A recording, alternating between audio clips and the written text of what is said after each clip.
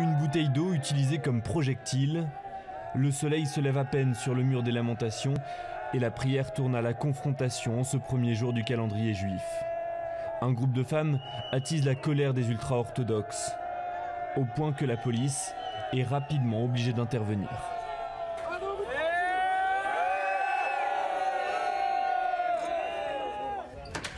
Quelques heures plus tôt ce matin-là, Tammy Gottlieb se met en route. Elle va rejoindre le groupe des Women of the Wall au cœur de la controverse.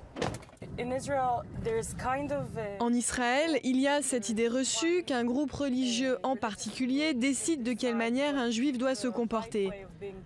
Donc finalement, les autres façons de prier et de pratiquer la religion juive ne sont pas une évidence pour la population et les autorités israéliennes.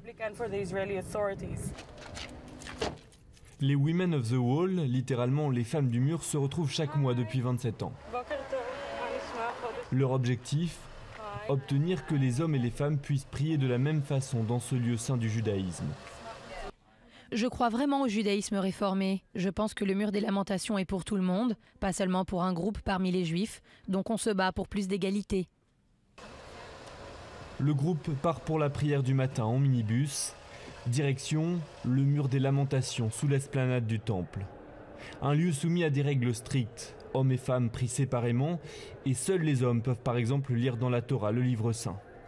Avant même l'arrivée des femmes du mur, un groupe de jeunes ultra-orthodoxes est déjà en place, prêt à perturber leurs prières.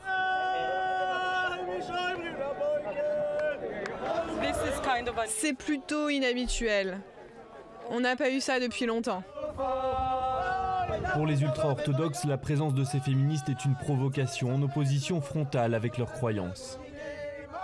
Elles font exactement le contraire de ce qui est dans la Bible et dans le Talmud. Elles font n'importe quoi. Ne viens pas nous dire que tu es juif alors que tu ne l'es pas. Et ne viens pas ici pour nous embêter. La prière se déroule malgré tout avec ferveur. Cette fois pourtant, impossible pour les participantes d'apporter la Torah comme prévu. Une membre est même arrêtée par la police avant de rejoindre le groupe. Mais pour Tammy, pas de quoi baisser les bras.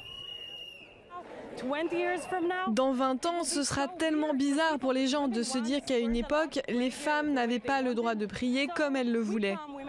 Donc on vient, on s'installe parce que c'est très important d'être ici et de montrer que c'est une vraie prière, que nous ne faisons pas semblant.